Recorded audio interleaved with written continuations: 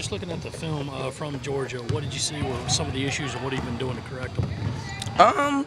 Just really communication. I think coach has really been harping on us about communicating and how we don't talk. So really just looking at that and just being on the same page. I think towards the end of the Georgia game, we started to become on the same page. So we just got to come out first 2 quarters, first 5 minutes, communicating on the same page. Ty, it seemed like the tempo that Georgia forced you to play out threw everybody a little bit off. Just what were they doing to kind of throw off that energy? They denied the wings, and so we had to find another way to get it to the wings and start our offense. So it was kind of just more figuring out how to jumpstart our offense, and then after we got that, just go with the flow. You think Tennessee might do some of the same thing? Oh yeah, most definitely. But we're ready for it now.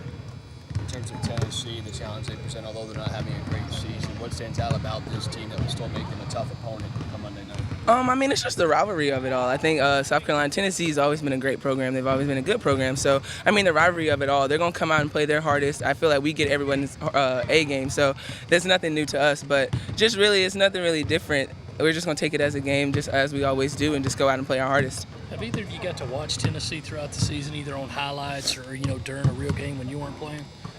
Yeah, I think we all kind of watched the Notre Dame game, so we have seen them before. We see how they play, and they play hard. And people kind of, when you play against great teams, you're gonna play up to their level. So I feel like they're just gonna come out and play their hardest, and we're gonna do the same. Do you think there might be something with this team, Asia, that you guys kind of play into the competition, maybe save you best for the big games? Yeah, yes and no. Sometimes I feel like we kind of get complacent with the other team and playing down or with them, but I think later on down the game we kind of come and start playing USC basketball, our system. Do you ever think that the shoe's on the other foot now? I mean, before you got here, Tennessee was considered the powerhouse of the SEC. Now you guys have won 30 straight SEC games, and the shoe's on the other foot with you guys being the powerhouse. Yeah, I mean, it is kind of a flip.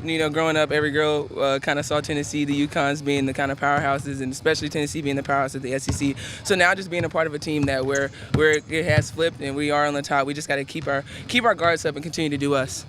What are you looking forward to about playing Tennessee? They have strong guard play, and they'll obviously challenge you up front. I think just the competitiveness of the game.